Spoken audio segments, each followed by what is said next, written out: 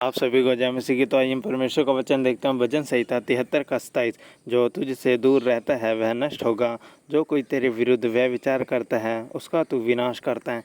ये दाऊद के शब्द हैं। दाऊद परमेश्वर से कहते हैं कि जो कोई तुझसे दूर रहता है वह नष्ट होगा। वो है नष्ट इस रीति से होगा क्योंकि शैतान उसके जीवन में काम करता है, क्योंकि वो परमेश्वर से दूर रहता है, वो प्रभु को नहीं जानता।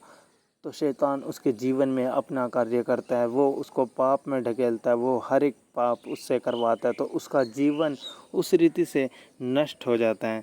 और उसका वचन देखिए क्या कहता है, जो कोई तेरे विरुद्ध व्यय विचार करता है उसका तू विनाश करता है।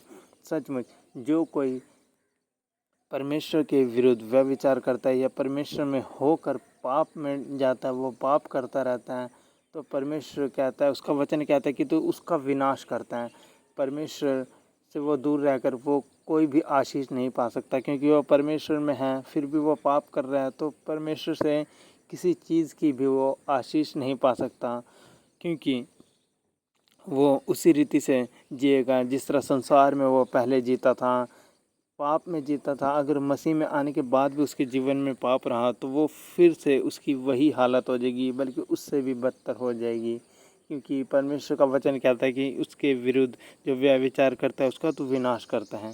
और आगे देखिए वचन क्या कहता है, परंतु परमेश्वर के समीप रहना ही मेरे लिए भला है।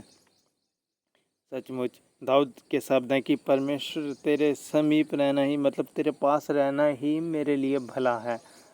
हर एक जन परमेश्वर के जितने भी पास रहते हैं उनके लिए भला है, क्योंकि शैतान उनके जीवन में कोई कार्य नहीं कर पाता, शैतान उनके जीवन में कोई काम नहीं कर पाता।